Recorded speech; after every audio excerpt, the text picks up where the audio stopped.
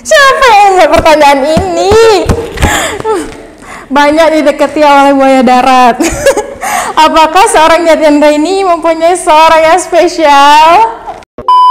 Jujur, ketika jadi mahasiswa, mungkin kelihatannya hahahi aja ya. Tapi saya itu kalau mau tidur, bangun tidur itu yang dipegang itu pertama kali buku.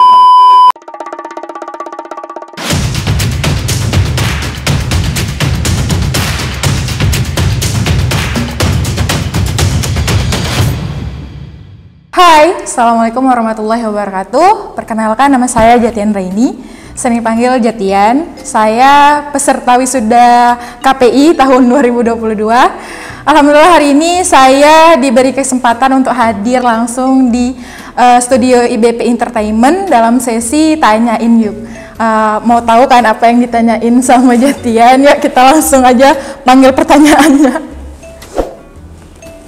Wah, banyak nih kayaknya. Dari pertama ya, katanya suruh hempaskan saja. Yang pertama, apa yang membuat seorang Jatiandra ini famous di semua kalangan? Enggak, sebenarnya kalau famous enggak semua kalangan enggak famous, karena kalau ditanya sekota Langsa pun mungkin nggak ada yang tahu nama Jatiandra ini. Mungkin lebih tepatnya kok bisa famous di kalangan anak KPI. Itu lebih cocoknya pertanyaan ini. Kenapa? Karena orangnya mungkin SKSD, sok dekat, sok kenal, sok dekat. Kebetulan juga tahun 2020 pernah menjabat jadi ketua HMJ KPI. Jadi mungkin dari situlah adik-adik juga tahu, terus kakak-kakak angkatan juga tahu, dosen-dosen juga tahu. Intinya itu aja sih, SKSD sok kenal, sok dekat. Jadi semua orang juga tahu siapa Jatian. Nah itu aja ya. Kalau dibilang terkenal enggak, paling di kalangan KPI aja. Kedua, bagaimana perasaan seorang Jatiandra ini lulus dengan predikat cum laude? Perasaannya, mau tahu perasaannya itu? Mau tahu nih, betul? Rasanya itu ada dua rasa. Strawberry? Mangga apel, itu sorry nggak level. Nggak, perasaannya ada dua, rasa enak sama rasa nggak enak. Mau pilih yang mana? Dua-dua. Oh, mau rasa enak apa rasa nggak enak dulu? Rasa enaknya dulu ya. Enaknya itu ketika jadi lulusan predikat cum laude nih, kayak merasa ya Allah, rupanya usaha yang selama ini itu memang dikabulkan sama Allah, bisa diwujudkan sama Allah. Karena jujur ketika jadi mahasiswa, mungkin kelihatannya hahahi aja ya. Tapi saya itu kalau mau tidur, bangun tidur itu yang dipegang itu pertama kali buku. Bahkan alhamdulillah saya dapat beasiswa. Hampir dari beasiswa saya itu saya belikan buku, dan untuk lomba, untuk semua kegiatan kayak organisasi, kuliah dan sebagainya. Jadi kalaupun saya dapat lulus predikat cum laude ini adalah dari usaha itu yang diwujudkan oleh Allah Subhanahu wa taala. Nah, itu kan enaknya. Nggak enaknya adalah ketika kita jadi lulusan dengan predikat tersebut, kita punya beban yang sangat berat. Salah satunya adalah orang ekspektasiin yang berlebih sama kita. Misal, kan dia pinter tapi kok nggak kerja, dia kan pinter kok nggak lanjut S2 dan sebagainya. Padahal setiap orang itu punya mimpinya masing-masing, nggak harus kerja dulu, nggak harus lanjut S2, atau mungkin ada yang lulus itu langsung nikah. Kan nggak tahu ya kita ya kan, tapi bukan saya. Nanti ya, mungkin di pertanyaan selanjutnya mungkin ada tentang nikah. Lanjut. Siapa orang yang paling berpengaruh dalam hidup seorang Jatiandra ini? Ini orang ya, berarti orang itu selain Allah Subhanahu wa taala. Ada dua. Pertama diri saya sendiri, kedua adalah kedua orang tua saya. Kenapa saya bilang pertama adalah diri saya sendiri sebelum orang lain? Karena menurut saya orang yang support system banget tuh di dalam hidup kita itu adalah diri kita sendiri, bukan orang lain. Jadi kalau kita mau bahagiain orang lain, kita mau kasih senang kita, bahagia kita sama orang lain, kita harus bisa bahagiain diri kita sendiri dulu. Begitu juga kalau mungkin orang lain sering jahatin kita, mungkin dia sering jahatin diri dia sendiri. Jadi kalau misalnya ada orang lain jahatin kita berdoa aja, semoga dia bahagia. Nah, kalau dia bahagia, pasti dia selalu bahagiain orang lain. Itu. Kedua, kenapa saya bilang kedua orang tua? Umur saya udah hampir 22 tahun, saya rasa setiap momen dalam hidup saya itu bukan usaha saya sendiri. Ada doa dari orang-orang yang sangat tulus. Menurut saya, usaha saya itu nggak ada apa-apanya ketimbang sama orang lain. Mungkin orang lain bisa jago berbicara berbagai macam bahasa, kemudian skillnya banyak, tapi ada satu hal yang mungkin nggak bisa dimiliki sama orang lain. Saya kalau mau melakukan apapun, saya selalu minta doa orang tua. Sebenarnya sedih sih, karena satu doa udah nggak ada kan, almarhum ayah saya udah meninggal, jadi saya punya satu doa yang sangat mustajab, yaitu dari ibu saya. Itulah saya dan ibu saya hari ini yang masih berpengaruh dalam hidup saya. Nah, satu lagi, kenapa saya bilang tadi saya di pertama? Kenapa? Karena diri kita ini kan nggak pernah hilang. Kalau orang itu kan bakal hilang, datang dan pergi. Jadi kalau misalnya kita bergantung kepada orang lain, kita nggak akan bahagia. Jadi kalau kita bergantung dengan diri kita sendiri, kita selalu bahagia. Tuh. Tepuk tangan dong buat dia. Terus next. Kapan titik terendah dalam hidup seorang Jatiandra ini? Wah. Kalau dibilang titik terendah, pasti semua pernah mengalaminya atau belum pernah mengalaminya. Tapi menurut saya, Jatiandra ini tuh saya definisikan diri saya itu sebagai seorang perempuan biasa yang punya banyak mimpi. Jadi ketika mimpi itu saya tidak punya perasaan semangat lagi, itulah titik terendah saya. Pernah di suatu ketika di akhir kemarin mungkin sidang selama saya jadi mahasiswa, itu titik terendah saya karena saya tidak punya semangat untuk melanjutkan mimpi-mimpi dari kedua orang tua saya. Ada satu mimpi waktu itu saya pengen lulus cepat untuk bisa bekerja biar orang tua saya nggak kerja lagi, tapi nggak ada mimpi itu. Nah, for your information, jadi saya ketika bangun tidur itu ada satu kebiasaan dari kecil yang orang tua saya tanamkan. Kamu kalau punya mimpi itu harus ditulis. Kenapa? Karena kita nggak tahu ke depannya bakal hilang ingatan atau kita kecelakaan dan sebagainya. Tapi ketika mimpi itu kita tulis, kita baca lagi, kita tahu mimpi kita itu apa. Jadi kita punya semangat hidup. Jadi setiap bangun tidur tuh saya selalu, mimpinya itu nggak besar-besar. Misalnya besok Senin tanggal segini-segini saya harus makan martabak. Besok Selasa tanggal segini saya harus akan mie rebus. Jadi mau nggak mau di hari itu walaupun saya tidak punya uang, saya harus berusaha untuk beli mie rebus atau masak mie rebus. Seperti itulah mimpi-mimpi kecil yang akan mengantarkan kita pada yang besar.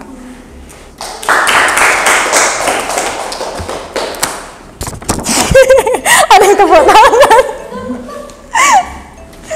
Kalau Jatiandra ini nemu lampu wasiat Aladin, diberi satu permintaan, Jatian mau minta apa? Harus lampu wasiat ya? Kayaknya ada lampu ajaib, ini lampu wasiat. Sesuai dengan konteksnya wasiat, saya mau cerita. Kalau misalnya satu permintaan ini diwujudin sama lampu wasiat, saya mau wujudin wasiat dari almarhum ayah saya. Semoga bisa terwujud ya kan. Ayah saya itu selalu bilang seperti ini, Kak, hidup itu harus ada 3, ibadah, sehat, dan berkecukupan. Kenapa? Karena kalau kita ibadah dan sehat aja nggak berkecukupan, kita bakal terpengaruh. Besok makan apa, besok ongkosnya dari mana, karena kita nggak punya uang. Nah, kalau ibadahnya kita tinggalin, kita sehat dan berkecukupan aja, kita nggak akan bakal bahagia. Karena kita selalu kurang, karena ibadah itu yang memanage kita untuk merasa cukup. Nah, kalau kita cuman ibadah dan berkecukupan aja, tapi nggak sehat, kita itu bakal habis uang kita itu, kita buat berobat, kita buat untuk terapi dan sebagainya, untuk healing, jalan-jalan dan sebagainya, kita nggak akan merasa bahagia. Terus ayah saya bilang lagi, kakak mungkin enggak bisa mendapatkan ketiga-tiganya, tapi kakak bisa tahu hidup itu arahnya mau kemana, ibadah, sehat, dan berkecukupan. Insya Allah ketiga hal itu dengan lampu wasiat ini kalau misalnya ada, saya insya Allah akan mewujudkannya. Amin. Masya Allah.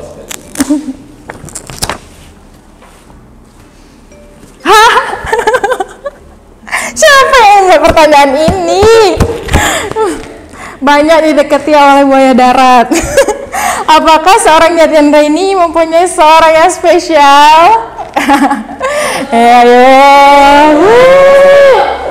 Serius? Apa nggak serius nih jawabnya? Buaya darat tuh kayak mana ya? Mungkin karena musim hujan jadi buayanya pada ke darat ya. Saya memaknai buaya darat itu nggak ada sih sebenarnya, tapi mungkin saya yang buaya. Nggak. Jadi kayak gini. Buaya betina. Ya kalau nggak ada buaya betina nggak ada anaknya lah, karena harus ada dua-dua. Ngomong apa sih? Jadi saya tuh tipe cewek yang friendly, kalau bisa dibilang friendly, humble kayak gitu. Jadi mungkin teman-teman saya itu nganggapnya saya sama siapapun saya anggap teman, mau itu dia nggak memandang fisik, dia pinter atau dia kaya atau kayak manapun, saya tetap membantu mereka. Mungkin itu yang disalahartikan sama orang lain. Ketika saya ketika saya membantu orang lain, Jatian lagi deket sama abang tuh ya, lagi deket. Padahal enggak, saya nggak deket sama siapapun, saya menganggap mereka teman, real teman. Kalau dibilang mempunyai seorang yang spesial, belum, setidaknya belum ada. Karena kenapa? Saya masih punya mimpi-mimpi yang banyak. Salah satunya adalah membahagiakan orang tua saya. Banyak karir yang harus saya kejar dengan sendiri ya, bukan berdua. Mungkin berdua lebih kelihatan ringan, tapi saya mau sendiri. Jadi kecuali kalau ada seseorang yang tulus, yang juga bukan mencintai saya aja, tapi mencintai mimpi-mimpi saya, dan itu sulit. Saya harus mencintai mimpi saya dulu, baru bisa orang lain mencintai mimpi saya. Nanti ada pula yang lihat kontak person di bawah ini nanti ya. Untuk ini gandengan wisuda.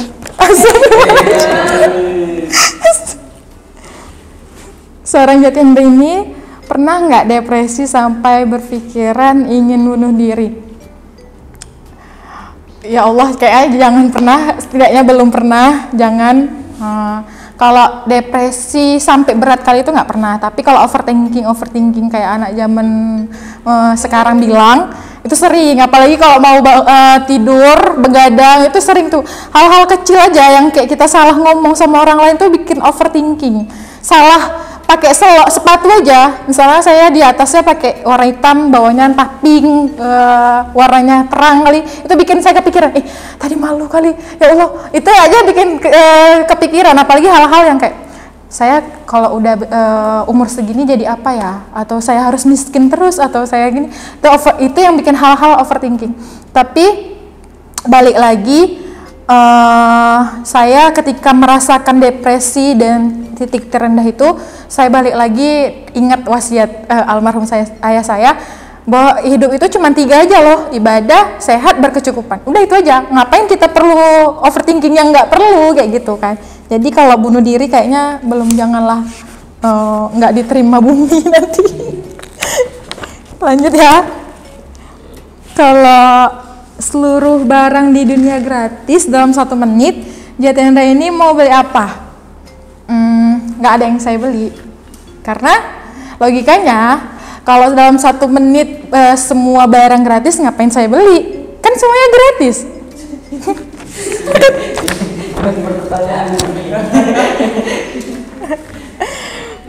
Terakhir, apa arti seorang ayah bagi seorang Jatiandra ini? Ayah itu segalanya sih, selain diri saya sendiri. Kenapa saya bilang ayah itu segalanya? Kalau mungkin klise ya, ayah itu adalah sosok cinta pertama. Tapi menurut saya, iya, memang cinta pertama banget. Dan alhamdulillahnya saya, walaupun di kekurangan yang lain sama Allah dikasih itu, tapi kelebihan saya yaitu punya 2 orang tua yang sangat sayang sekali, terutama ayah saya. Saya sampai berpikir bahwa pengen punya pendamping hidup. Kalau nanti dikasih umur panjang sama Allah, saya pengen dikasih pendamping hidup yang seperti ayah saya. Contohnya, beliau itu nggak pernah tinggali sholat walaupun beliau sakit.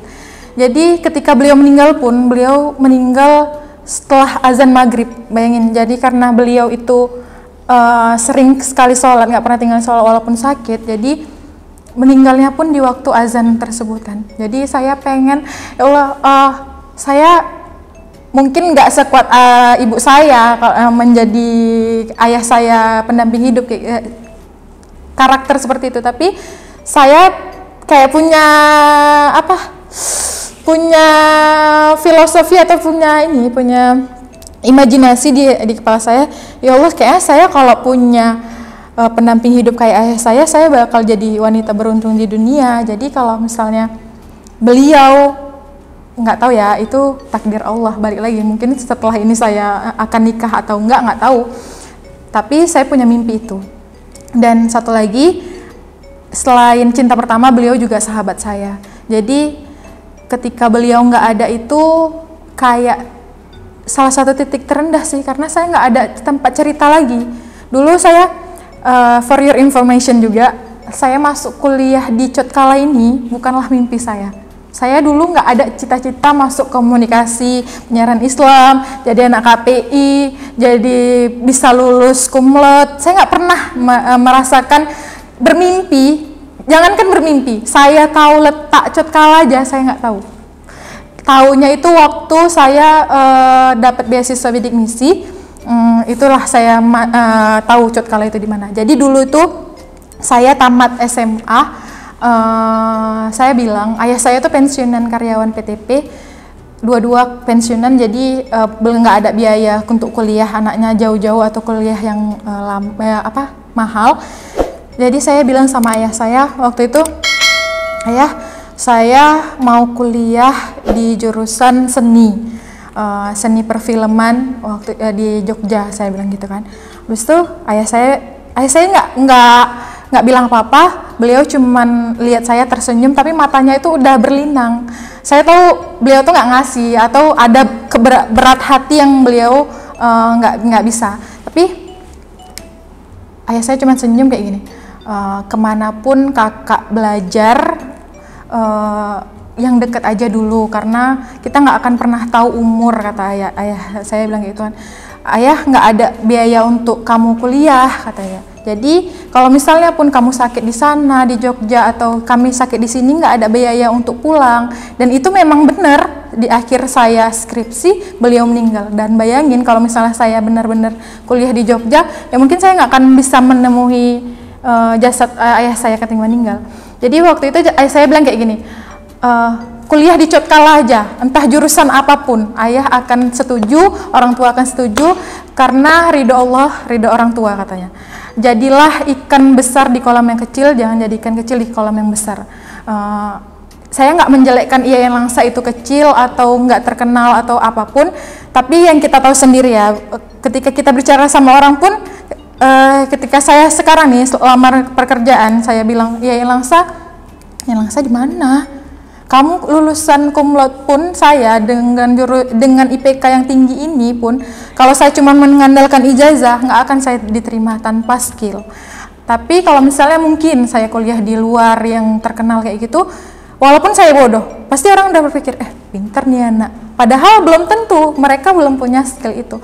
Tapi saya berpikir lagi, saya coba cintai komunikasi, karena saya pikir di situ pasti ada orang-orang artis-artis ya kan, main film, video dokumenter. Saya cari tuh searching kan, rupanya saya komunikasi penyiaran Islam.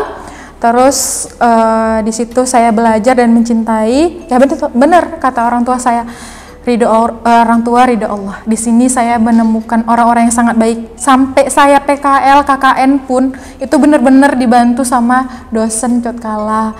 Bayangin, ini saya terima kasih. Sebenarnya ini keluar dari konteks, tapi mungkin nanti bakal dilihat sama dosen-dosen Cotkala. Jatian mengucapkan terima kasih banyak, terutama untuk dosen-dosen KPI, ada pembimbing Jatian, pembimbing skripsi. Satu hal yang mungkin ada masuk di kelas kalian atau enggak. Saya punya pembimbing skripsi itu, beliau namanya Pak Anwar.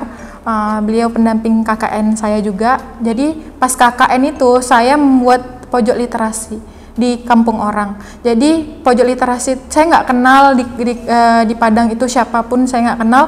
Tapi beliau dengan kegigihan beliau, dengan tulusnya beliau itu mengumpulkan seluruh buku dari dosen-dosen dari perpustakaan Yain Langsa sampai donasi sekitar hampir di atas 3 juta mungkin kemarin itu langsung diserahkan dengan camat di sana. Itu beliau sendiri tuh yang mengumpulkan ke dosen-dosen. Bayangkan, mungkin ketika saya kuliah di luar, saya tidak akan menemukan orang-orang seperti ini. Saya menemukan adik-adik KPI yang luar biasa keren, anak-anak KPI yang mungkin saya nggak bisa dapetin tuh di prodi lain, saya nggak dapetin di fakultas lain, di provinsi lain, tapi di KPI walaupun di Yain Langsa, saya menemukan orang-orang hebat dan tulus seperti itu. Dah, semangatlah untuk kita semua. Dah, habis. Ya, udah habis nih pertanyaannya. Nanti mungkin di kontak person di sini mau japri. Nggak, nanti betul-betulan dibilang buaya darat. Jadi terima kasih untuk adik-adik IBP udah mengundang Jatian di studio IBP Entertainment ini. Mungkin ada hal-hal pertanyaan dari soal-soal tadi yang Jatian jawab itu kurang berkenan, mungkin tidak sesuai dengan anak-anak komunikasi yang seharusnya komunikasinya lebih baik lagi. Saya mohon maaf, ada kata-kata yang menyinggung, saya juga mohon maaf. Satu hal yang teman-teman harus tahu, bermimpilah setinggi mungkin, bermimpilah sebanyak mungkin, karena kita nggak akan tahu mimpi mana yang Allah coba kabulkan. Mimpi aja dulu ya kan. Jadi jangan lupa subscribe, like, and comment IBP Entertainment. Nonton ini episode ini sebanyak-banyaknya ya.